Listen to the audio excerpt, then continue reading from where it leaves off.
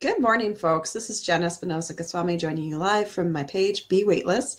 Make sure to like my page right above this video if you have not liked my page, because I offer amazing content like this on a weekly basis, in addition to other great things like recipes you can use and gym-free fitness for those of you who haven't graced the doors of a gym in quite some time. So make sure to like my page.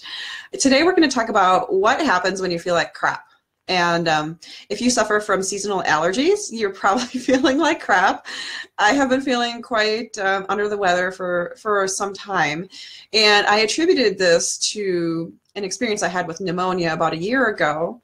Can't believe I'm going upon a year now. But I've gone through my own discovery process, and I'm learning some other things from clients, not some of my clients, but also some people who are going through their own discoveries when it comes to food, allergies, and intolerances, as well as sensitivities. So I'm going to walk through the difference between a food allergy and a food sensitivity, because I'm still learning this stuff as well, and how you know what to do about it and how you can identify what the next steps are for you. So when I say you feel like crap, I don't mean that you feel exhausted or tired or fatigued. That's a totally different issue and could have something to do with hormones and endocrine concerns. I have a daughter who has hypothyroidism, so I know that that kind of shows up as fatigue and being tired and difficulty sleeping. So we're not talking about that kind of crap. We're talking about crap in the sense of if you have a cough that just will not go away, if you are sneezing, if you have a lot of fluid buildup in your nose, in your throat, a lot of mucus going on, and you're not sick, you don't have a cold, but you seem to have a lot of fluid going on and you're not quite sure what's going on, that could be a food sensitivity or intolerance. So I want to bring this up in my own personal story because I have been struggling with a lot of these respiratory related symptoms for quite a while. I don't necessarily have digestion symptoms, so I'm like, well, it's not a food problem. And I'm starting to realize there are quite a variety of ways to test whether you're dealing with certain things that don't show up as an allergy test. I have been in close contact with my allergist, and they have identified that I do not have any food allergies, which was quite surprising to me. However, that doesn't mean that food does not impact me, and you may be feeling the same way as well in your own personal journey. For example, maybe you went and had the scratch test, the skin test at the allergy clinic, where they basically insert a small piece of food, molds, spores, fungus in your back to see whether your skin reacted to it or not. Now, that's an allergy test. And that's one of many allergy tests you can take. You can also take a blood allergy test. And what that blood test is doing is it's measuring your immune reaction to certain things that they're testing you for. So they can tell based on the based on the things that are running through your body that respond, your immune response to certain foods, they can determine whether you have an allergy. Now, allergies tend to show up in your immune system. So it could be digestion, it could be respiratory, but it's something that overall means that your body's trying to fight it just like it would a cold or a fever. Luckily, or not luckily, I don't know, but allergies, if you find out you have an allergy to something, then you just don't have it anymore. Or you recognize that if you do have a little bit of it, that you will not feel very good. And you can take preventative measures such as taking some Benadryl, having an inhaler close by. My inhaler is almost always available to me. The interesting thing is I do not have any food allergies, nor do I have any environmental allergies. But I've been struggling with mucus, cough, and a variety of issues for almost a year now, which is very challenging and frustrating for me. I do have an allergy to pets, and I have a pet. So go figure, I'm not going to get rid of my dog.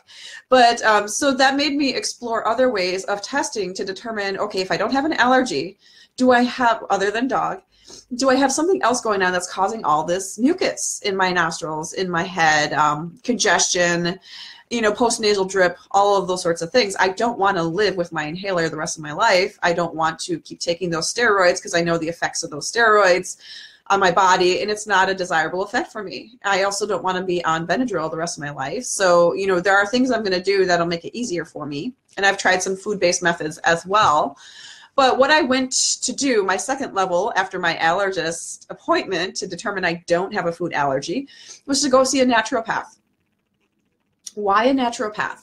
For one, it was non-invasive. This particular person I saw has an electroderm screening. Basically, that means that she put a metal piece on my different points, pulse points in my hands and feet, and determined, I don't know how to explain it, but in layman's terms, she put a frequency through this metal thing that was going through my body, put certain currents through my body, and if those currents bounce back, then we can determine that there was a stress in the related organ. Now, you know that certain parts of your hand relate to different parts of your organs within your body. The same holds true for your feet. So to me, it made sense, and they did like a free screening at a health fair. And the things that they identified was, you're stressed. Well, I knew I was stressed, and I could tell it was exactly from my respiratory issues. I'm coughing. I couldn't exercise without coughing. I didn't know what was causing the cough. I wasn't sick. Maybe there were some vestiges of pneumonia, but I couldn't figure out what was going on, and I knew it wasn't an allergy. So, okay, maybe this is just a deeper level of screening, and it'll be helpful for me to determine whether there's something underlying the fact that I don't have an allergy, but maybe it could potentially become an allergy in the future. So it made sense to me. I went to do a couple of sessions with this naturopath using this electroderm screening.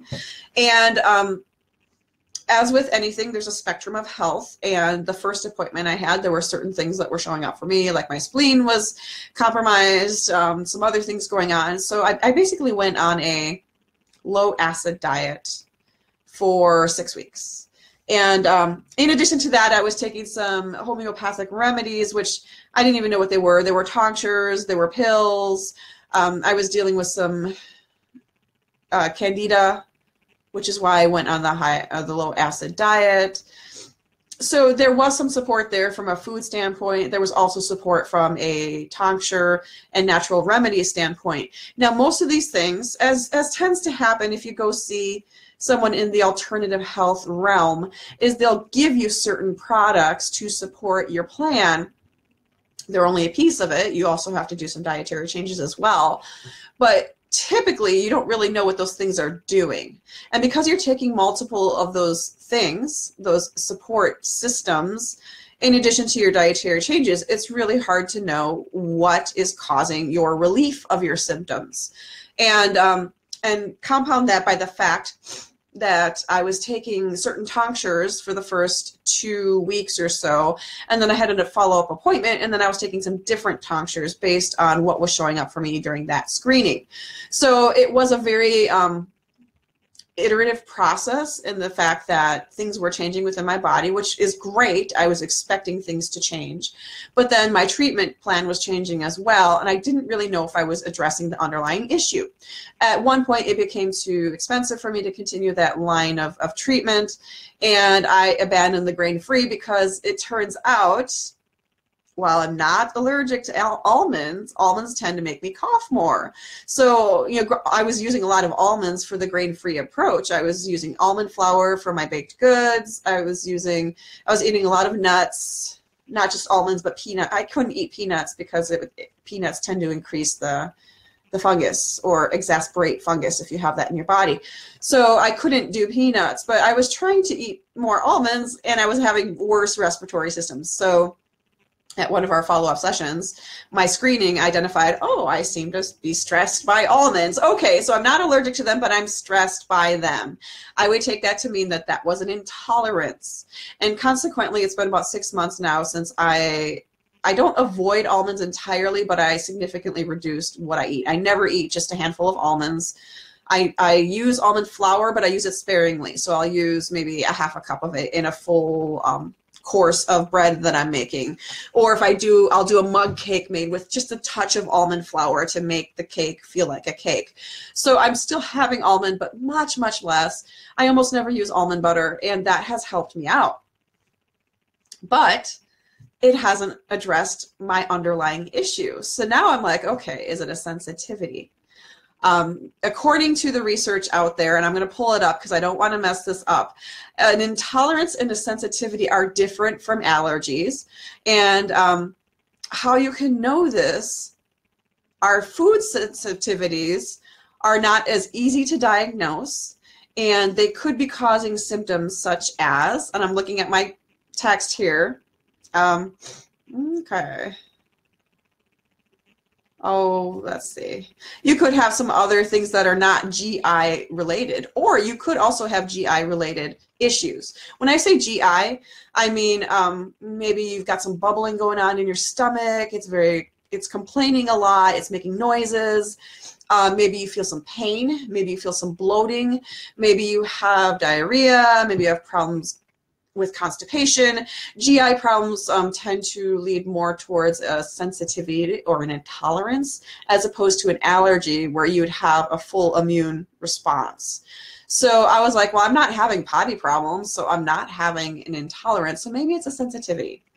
And I was looking up a list, which was very fascinating, about the top food sensitivities that are out there. And not surprising, many of them are similar to allergies: milk and dairy, eggs, soy, corn. What are some other ones? There are quite a few of them. Not surprising, right? We know these things. Dairy, soy, eggs, corn, peanuts, which I don't eat a lot of peanut butter anymore. Occasionally I'll have it. Shellfish. I don't eat a lot of fish. Gluten. What else do we have? Soy. Sometimes meat, just depending on how your meat was produced, and coffee.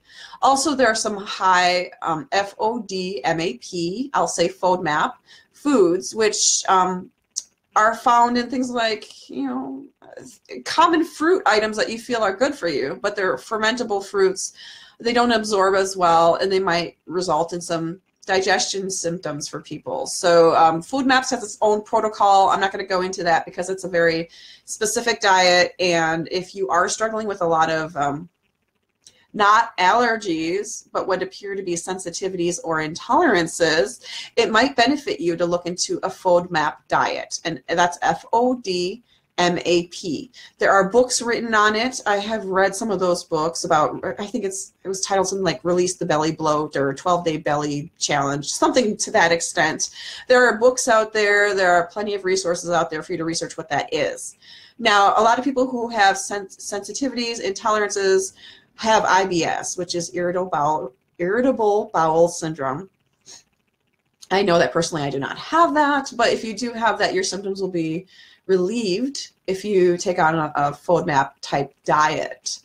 So at the end of the day, what do we know? There are various ways you can test whether you have an allergy, whether it's a food allergy or not. It could be environmental as well. And in that case, if it's environmental, you might want to explore some ways to relieve those symptoms. There are supplements you can take. There are non-toxic products you can use in your home that will not trigger you. There are lots of things you can do. But when it comes to allergy, you can do a blood test, which tests your immune response to various foods. If you are allergic to multiple foods, it might be more challenging for you to determine which of those foods are causing that immune response. You could also do, I believe there's a stool sample you can send as well. That's if your symptoms are more IBS or gastrointestinal, then you can certainly do a stool sample as well. I don't know how expensive those things are or whether they're covered by insurance because I have not done those. You can do the scratch test to see if you have a skin reaction to things. I've done that, but I feel it's less accurate than perhaps a blood test. But if you've done all this allergy testing and you've determined that you don't have an allergy and you're still struggling with symptoms, just like me, then there are other things that you could be doing. So you could have an intolerance, you could have a sensitivity. The only way you can address a sensitivity or an intolerance is to slowly phase those foods out.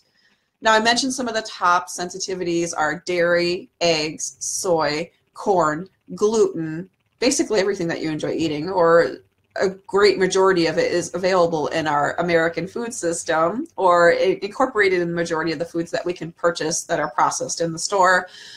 But overall, addressing your diet through FODMAP, FODMAP is a helpful resource for you. There is no definitive test to determine whether you have an allergy or insensitivity. I tried doing electroderm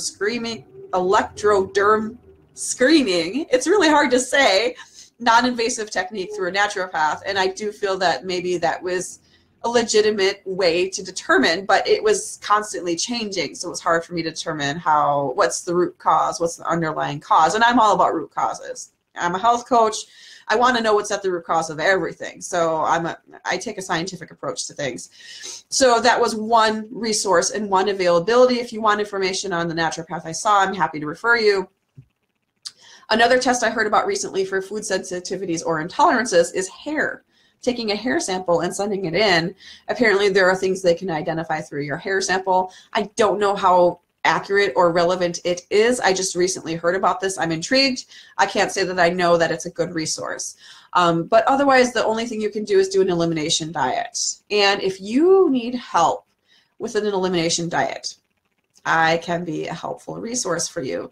Let me explain what I mean by that. So when I was going through this journey for myself of determining what's causing all this mucus in my body, I still don't know the answers. But as I was discovering different testing methods, I took on different dietary changes, which means I went gluten-free for a while, which means I went grain-free for a while, which means I have a ton of recipes that I tried, and the ones I liked, I kept, and the ones I didn't like, I threw out, right? So I have tons of recipes and resources to support you if you're on a similar journey where you're going through an elimination diet. Maybe this is the first time you're trying to go gluten-free, and it can be overwhelming. Maybe this is the first time you're trying to go grain-free, and yes, that is definitely overwhelming. You can't just pick up whatever you want from the store or the fast food place. There's very few things you can do. Or even if you're like, well, I think I'm reacting to meat, and I can't afford, organic and grass-fed, that's fine. Not all of us can afford those things. Then maybe you want to embrace a vegetarian diet and focus on certain foods that are plant-based. I just recently started drinking cashew milk instead of cow milk, and let me tell you, I love cashew milk. It's really great.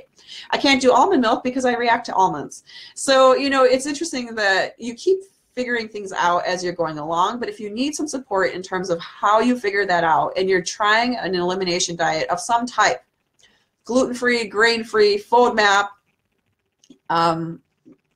vegetarian, there are a variety of elimination diets you could be trying right now. I probably have a meal plan for you if I do not have a set templated meal plan that I've already created for other clients.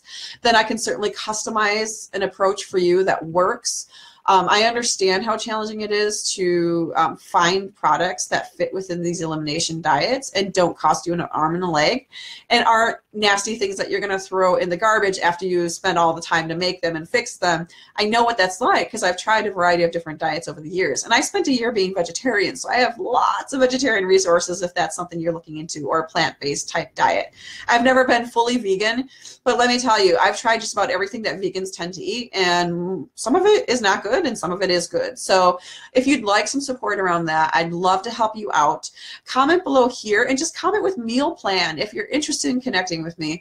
By the way, my meal plans are very cost effective. If you go with the standard ones I have on my website, which is no restrictions at all, gluten-free or vegetarian, I have some that are already created and available on my website. I'm happy to pop those links down here below this video. But if you're someone who's on a very specific plan right now, and I know that lots of health providers who might have diagnosed you and tested you do not provide you specifics on how you make that work. And that's where I come in as a health coach. I can help you make it work. I can help you figure out on a daily what recipes you need, and not using mystery ingredients or supplements or powders or things that you can't pronounce, using food that you get at Aldi or Cub Foods or Target, wherever you tend to shop. As a health coach, that's my job. I step in where a medical professional might not be able to help you. They don't strategize on how you do it. They tell you what you need to do. I tell you how you can do it. And I do it in a way that is very sensitive to where you are today in your journey, because I understand not everyone starts in the same place, and not everyone has the same type of skill level when it comes to trying to embrace a new diet. It's very challenging. I would love to support you where you are, no matter what your dietary preferences are. I know how challenging it is because I've been through it myself, and I also support my clients with meal plans all the time. And it's been a very helpful resource for them, and they have some recipes that they're on regular rotation because they love them.